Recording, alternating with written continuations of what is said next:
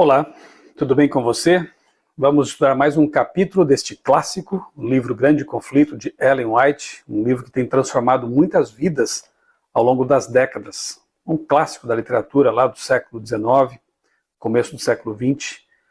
Inclusive, o primeiro adventista batizado no Brasil, Guilherme Stein Jr., foi convertido pela leitura deste livro aqui em alemão, Der Grosskampf. Com certeza esse livro continua fazendo e vai fazer muitos milagres de transformação na mente, na vida das pessoas, levando-as à palavra de Deus, que é o que efetivamente transforma as pessoas. Este livro tem encaminhado as pessoas a Jesus, a sua palavra, e por isso tem sido uma bênção na vida de muitas pessoas. Nós estamos entregando esta edição aqui, a edição missionária, aos milhões por todo o Brasil e mundo, e todo mundo, e esperamos que realmente as pessoas leiam, conheçam a sua mensagem. Eu tenho feito aqui já ao longo dos meses, no meu canal, uma série de estudos, cada vídeo abordando um capítulo do livro Grande Conflito. Se você perdeu algum, nós já estamos aqui no capítulo 32. Hoje vamos tratar do capítulo 32, a luta. Se você perdeu os 31 vídeos anteriores, é só procurar a playlist aqui no meu canal, Grande Conflito, série Grande Conflito, e você terá acesso a todos os vídeos e poderá utilizá-los como bem entender, tá bem? Se você gostar do conteúdo, peço que compartilhe. Se não se inscreveu ainda no canal, faça isso agora, se inscreva, acione o sininho também para receber avisos de novos vídeos, novos conteúdos, tá bom? Sabe aqueles capítulos que você tem dificuldade para sublinhar, porque quase tudo fica sublinhado? Esse é um deles. Tive realmente muita dificuldade aqui para deixar de fora alguma coisa, porque tudo aqui é extremamente importante. É um capítulo que fala sobre a luta espiritual de todo cristão, fala sobre os esforços de Satanás para levar as pessoas à descrença, fala sobre a importância de levarmos a sério a palavra de Deus, a Bíblia Sagrada, e entender que toda ela é inspirada pelo Espírito Santo. Como eu tenho feito sempre, eu vou ler aqui alguns trechos que eu sublinhei, quase tudo então nesse capítulo, e vou comentando com você então aqui o conteúdo. A luta. Quando as pessoas na igreja estão indiferentes, Satanás não se preocupa. Entretanto, quando os corações indagam o que eu devo fazer para ser salvo, ele aparece para nivelar seu poder contra Cristo e neutralizar a influência do Espírito Santo. A indiferença realmente é algo que agrada a Satanás.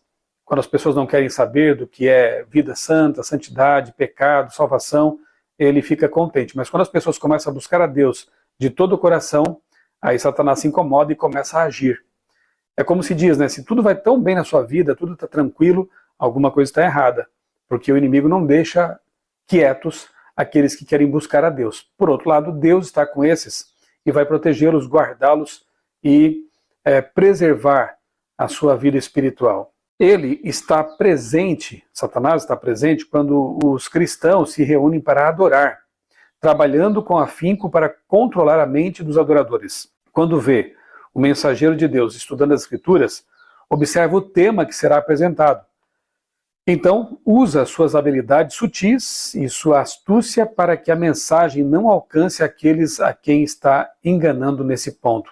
Quem mais necessita da advertência será incitado a realizar alguma transação comercial ou será impedido de alguma outra forma, maneira, de ouvir a palavra de Deus. Nós temos que orar a Deus, pedir que Ele nos mantenha sempre atentos nas reuniões, nos cultos, porque Satanás ele sim está muito atento.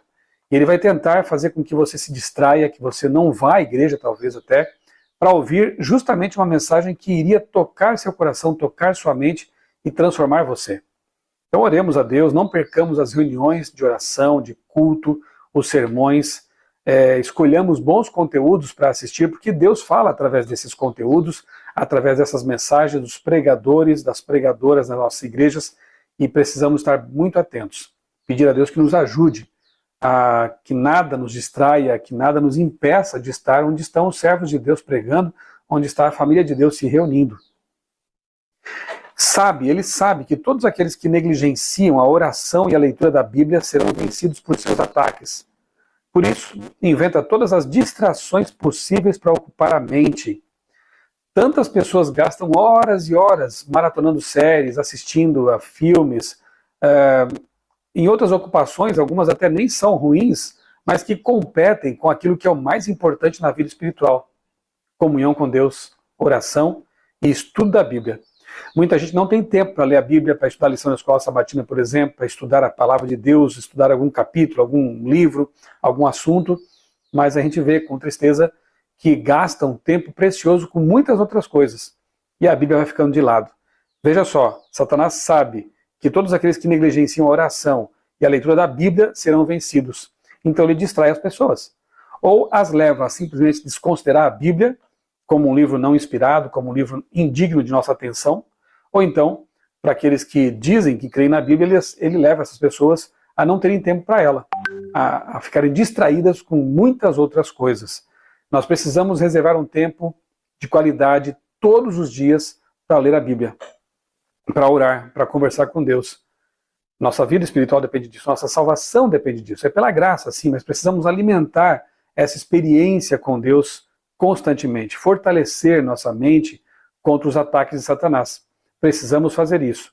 Se você tivesse uma doença grave, fosse ao médico, ele receitasse um remédio incômodo ou um tratamento incômodo, eu tenho certeza de que se você quer preservar sua vida, você acataria aquilo que o médico disse ou prescreveu. Deus está neste momento prescrevendo para você um medicamento que vai garantir a sua salvação. Comunhão com Ele, leitura da Bíblia, oração. Se você preza por sua vida espiritual e por sua salvação, você vai fazer isso. Você vai usar esses remédios de Deus, né? Seus agentes sempre estão em atividade quando Deus está trabalhando, acusando os servos mais fervorosos e dedicados de Cristo de enganados ou enganadores. A atividade desses críticos, acusadores, é deturpar os motivos de todo ato nobre, espalhar dúvidas e despertar suspeitas na mente dos inexperientes. Mesmo assim, nós podemos identificar com facilidade de quem eles são filhos, o exemplo de quem seguem e a obra de quem realizam. Vocês os conhecerão ou reconhecerão por seus frutos. É só analisar esses críticos, esses canais que têm surgido por aí, só atacando a igreja, atacando pastores que estão dedicando a sua vida para pregar o evangelho, atacando os irmãos, lembrando que o diabo é o acusador dos irmãos e é o pai da mentira, na verdade. Olha o que ela diz aqui, eles fazem o quê? Deturpam os motivos daqueles que estão pregando a palavra de Deus, espalham dúvidas e despertam suspeitas na mente dos inexperientes. Sim, porque quem está bem fundamentado na Bíblia, conhece bem as doutrinas, esse não vai ser abalado por críticos de plantão aí na internet, por difamadores, por pessoas que vivem em dissidência. Não vão ser abalados. Mas infelizmente há muitas pessoas inexperientes, sem fundamento, que ainda estão se alimentando do leitinho espiritual, como Paulo compara, esses acabam sendo abalados. Observe os frutos. O que esses canais têm feito, o que essas pessoas têm feito, o que as publicações delas fazem? Abençoam, ajudam, aproximam de Deus, ou só criam realmente desconfiança, tratam de falar mal, maledicência, fofoca, usam de mentira, de meias verdades que são mentiras inteiras também? Analise os frutos. Veja o que estão fazendo. Aqui é uma advertência muito séria que Ellen White faz com respeito a esses deturpadores, esses caluniadores que suspeitam e espalham a suspeita entre o povo de Deus. A verdade santifica. Mais um parágrafo aqui importantíssimo. O grande enganador tem muitas heresias preparadas para agradar os diferentes gostos daqueles a quem deseja arruinar. Seu plano é levar pessoas não convertidas e sem sinceridade para a igreja, que incentivem a dúvida e a descrença. Muitos que não têm fé verdadeira em Deus concordam com alguns princípios da verdade e se passam por cristãos. Dessa maneira, conseguem introduzir erros como se fossem doutrinas bíblicas. Satanás sabe que quando a verdade é aceita com amor, em amor, ela santifica a vida, por isso, tenta substituí-la por falsas teorias, fábulas ou outro evangelho. Um outro evangelho, como Paulo diz em Gálatas 1, na verdade. Desde o princípio, os servos de Deus têm se oposto a falsos mestres, não por considerarem que são pessoas necessariamente más, mas porque ensinavam falsidades fatais que a vida espiritual, para a vida espiritual. Elias, Jeremias e Paulo se opuseram com firmeza àqueles que afastavam os outros da palavra de Deus. A mentalidade liberal de que a fé correta não é importante nunca encontrou a aceitação desses santos defensores da verdade. Tem gente que às vezes fica contrariado. Por que vocês estão perdendo tempo denunciando esse canal, aquele canal, essa pessoa, aquela pessoa? É porque nós, os pastores, fomos colocados para cuidar das ovelhas. E quando um pastor vê uma ovelha sendo ameaçada por um lobo, o que ele faz? O cajado do pastor serve para proteger a ovelha, mas para espantar o lobo também. Então, líderes da igreja, não só os pastores, mas líderes, pessoas que têm zelo pela causa de Deus, pela obra de Deus, pela igreja de Deus, eles não vão ficar de braços cruzados quando vem o lobo se aproximar. Eles não vão ficar de braços cruzados quando vem heresias despontando por aqui, ali, acolá, afastando o povo de Deus da verdade. Eles vão fazer a sua parte, eles vão falar, eles vão agir para que a mentira seja neutralizada, para que a verdade seja exaltada. Interpretações vagas e criativas das Escrituras e as teorias religiosas conflitantes do mundo cristão são obra de nosso grande adversário, de Satanás. Mais adiante, a palavra do Senhor é clara para todo aquele que a estuda com o coração em espírito de oração. Então, para que você não corra o risco de ser enganado pelas heresias malignas desses tempos, né? Pelos lobos devoradores, pelos que distorcem a palavra, pelos teólogos liberais, você precisa estudar a Bíblia por si mesmo, e com muita oração e humildade, pedindo a Deus que lhe dê entendimento. Aí você estará protegido contra essas mentiras, contra esses ventos de doutrina que assolam o planeta e procuram derrubar os incautos. Outro parágrafo importantíssimo aqui, veja só. Deus permitiu que uma forte luz fosse derramada sobre o mundo na forma de descobertas científicas.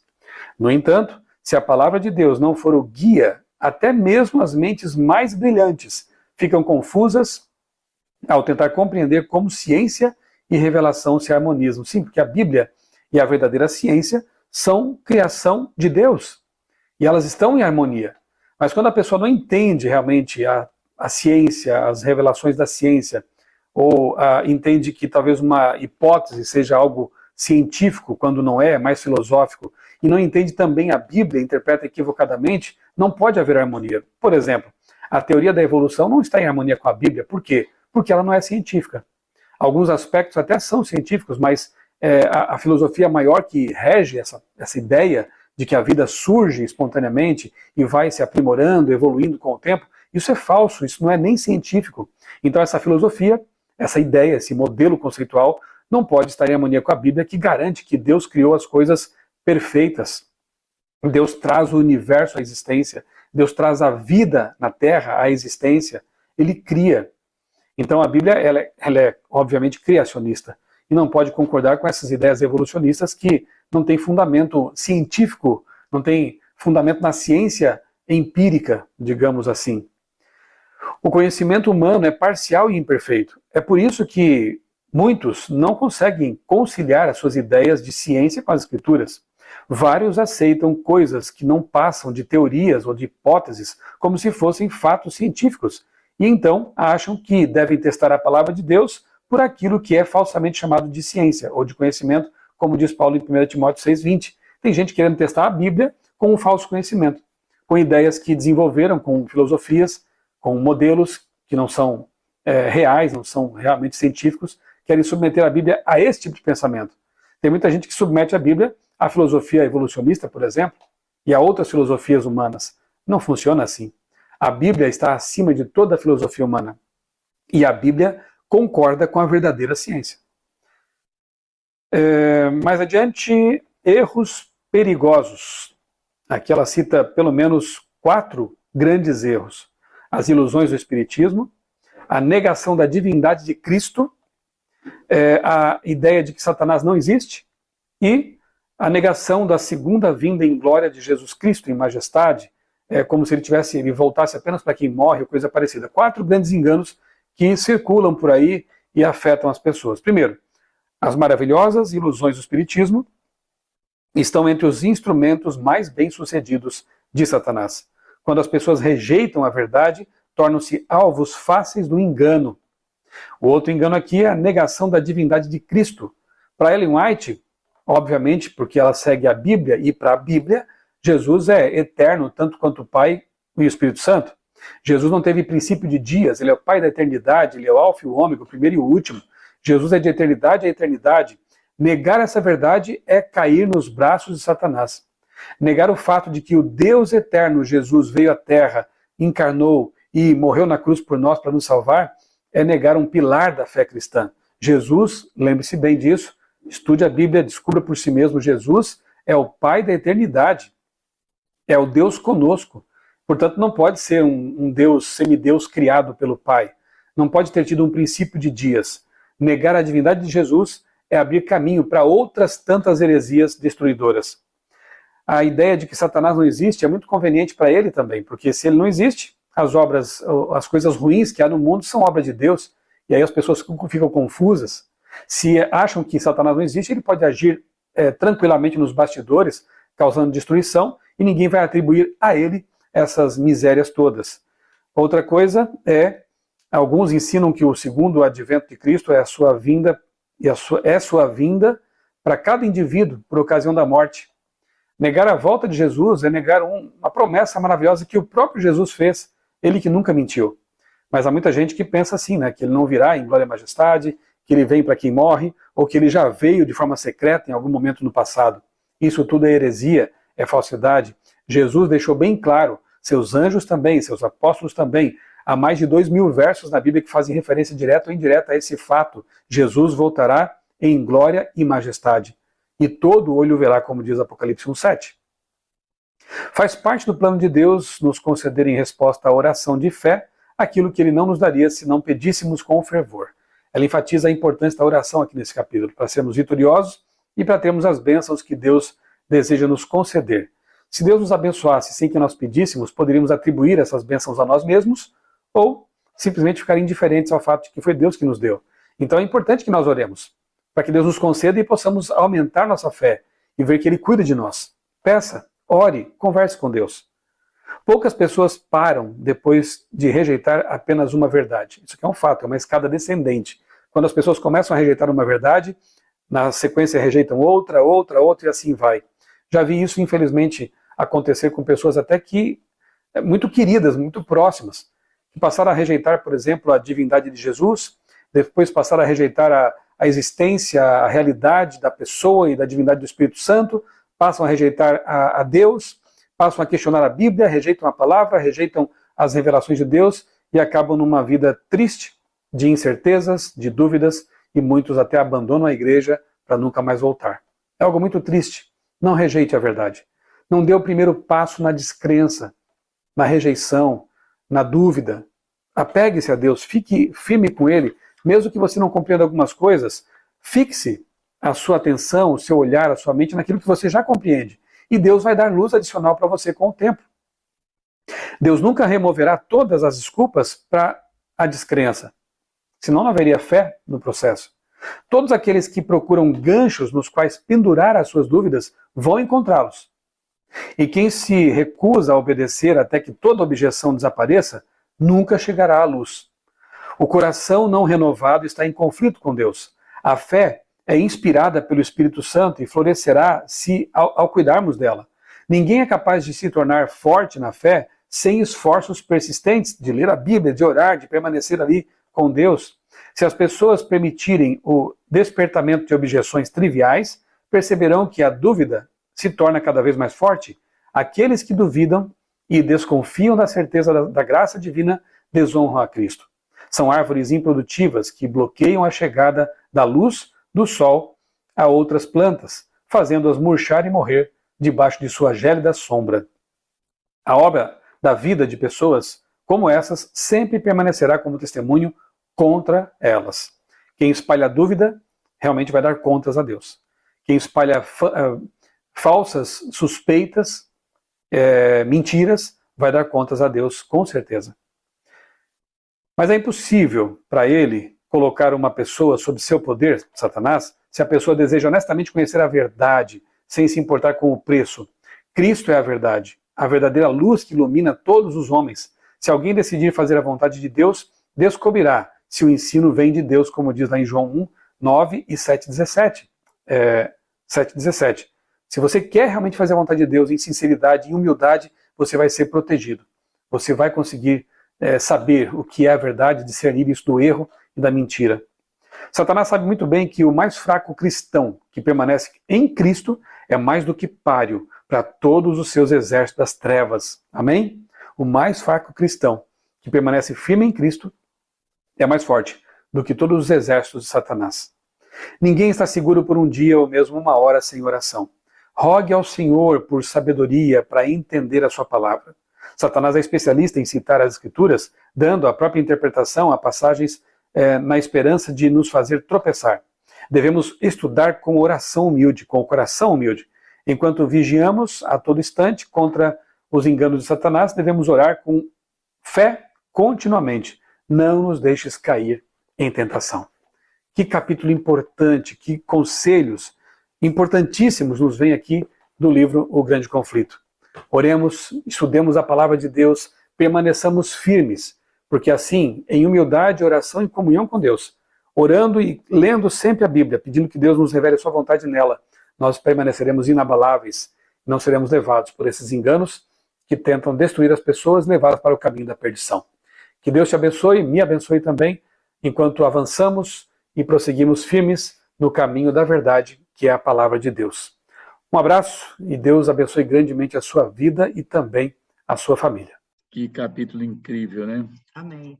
Eu quero só ler um trechinho aqui desse capítulo 32, que diz assim, ó: aqueles que duvidam e desconfiam da certeza da graça divina desonram a Cristo.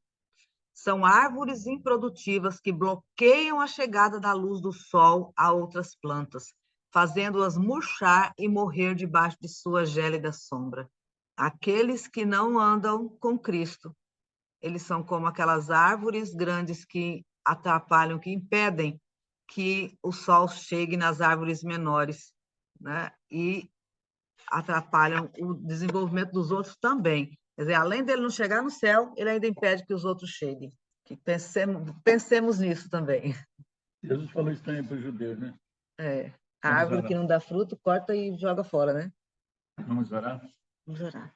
Deus querido, nós te agradecemos por essas palavras profundas, vindas, Senhor, do teu coração para nos salvar. Que possamos colocar em prática, meu Deus, que possamos ficar atentos sobre os movimentos do inimigo querendo nos tragar. E ficar atento, Senhor, buscando o Espírito Santo todos os dias. Fazer a tua vontade, Senhor. Por favor, Deus, nos ajuda, nos dê força onde estamos fracos. Entregamos a Ti nossas vidas e todos os nossos familiares, Senhor. Em nome do Senhor Jesus. Amém. Amém.